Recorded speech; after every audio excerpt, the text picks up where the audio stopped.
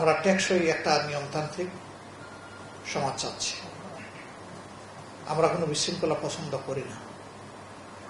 আমরা চাই সংসদের ভিতরে সবকিছু সমাধান হোক, কিন্তু সেই সংসদের জায়গাটা যদি সংকুচিত হয়ে যায় তাহলে আমাদের ময়দানে আসা ছাড়া কোনো পথ খোলা থাকে না।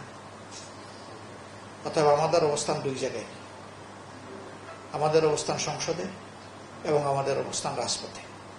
সংসদে যদি সমাধান না হয়, রাজপথে সমাধান আমরা খুঁজব ইনশাআল্লাহ। এবং আমরা গভীরভাবে আস্থাশীল জনগণের এই রায় ব্যর্থ হবে না। আমরা এই রায় আদায় করে ছাড়ব ইনশাআল্লাহ, কোনো ছাড় দেব না। যতদিন পর্যন্ত এই রায় বাস্তবায়ন না হয়েছে ততদিন পর্যন্ত আমাদের লড়াই ছিল। কেন এই রায়ের জন্য এত লড়াই আমাদের? একটাই কারণ, আমাদের সংবিধানে যে সমস্ত অপ আইন থাকার কারণে নির্বাচিত শাসকরা ফেসিবাদী হয়েছে। নির্বাচন হলেই কিন্তু শাসক কিন্তু ভালো হবে এর কোনো গ্যারান্টি নাই। এর প্রমাণ হলো 15.5 বছর সংবিধান ছিল, নির্বাচন হয়েছে তাদের দৃষ্টিতে যতটুকুই হোক। সেই নির্বাচনের মধ্য দিয়ে তো জাতির কল্যাণ আসেনি, বরঞ্চ নতুন নতুন অনেক অপরাজনীতির জন্ম হয়েছে। এটা রাজনীতি না, অপরাজনীতি। আয়নাগর জীবনেও মানুষ শুনে নাই।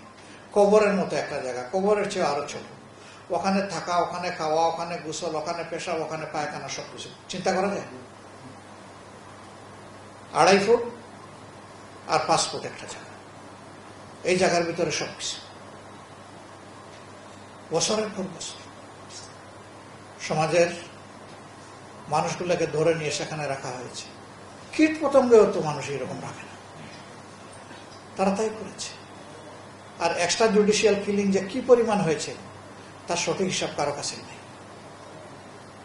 এদেশের দেশপ্রেমিক নেতৃবৃন্দকে তাদের দেশপ্রেমের খেসারত দিতে হয়েছে ফাঁসির কাছ থেকে। সমস্যা নাই, তারা আপোষ করেন নাই। বহু ধরনের ষড়যন্ত্র এবং চাপ প্রয়োগ করা হয়েছিল, মুখ দিয়ে 2-1টা উল্টাপাল্টা কথা বের করার জন্য, পারেননি, ব্যর্থ হয়েছে। তারা বলেছেন আল্লাহর দ্বীন এবং দেশের জন্য, জাতির জন্য এই মৃত্যু আমাদের গৌরবের মৃত্যু। আমরা কোনো অসৎ লোকের সামনে মাথা নত করবো না। তারা মাথা নত করেননি। আলহামদুলিল্লাহ জামাতে ইসলামের 5 জন এবং বিএনপির 1 জন, এই 6 জনকে ফাঁসিতে ঝুলানো হয়েছে। কোনো সমস্যা নেই, হাসতে হাসতে তারা ফাঁসির তক্তার উপরে দাঁড়িয়েছে, জাতির জন্য দাঁড়িয়েছে। 1 জন সার্ভাইভার, 1 জনই শুধু বেঁচে ছিলেন, এটি মাজারুল ইসলাম সাহেব। কোন দলীয় সরকার না, নির্দলীয় সরকারের সময় আদালত তার মামলার রায়ে বলেছে তার উপর সীমাহীন জুলুম করা হয়েছে, তার অধিকার খর্ব করা হয়েছে। এখন আমরা প্রস্তুতি নিচ্ছি যারা এই অপকর্ম করেছে তাদের বিরুদ্ধে আমরা মামলা করব। আমরা প্রতিশোধ নেওয়ার জন্য নয়, এই ধারার অবিচার যাতে বন্ধ হয় সেটার জন্য। বিচারের দুনিয়া আমরা পাবো কিনা জানি না, কিন্তু পাবো। বিচার পাওয়ার একটা জায়গা আছে, আদালতে আখিরাত যেটাকে বলা হয় শেষ বিচার। এই বিচারে কেউ ফাঁকি দিতে পারবেন না, সেই বিচার আমরা পাবো ইনশাআল্লাহ।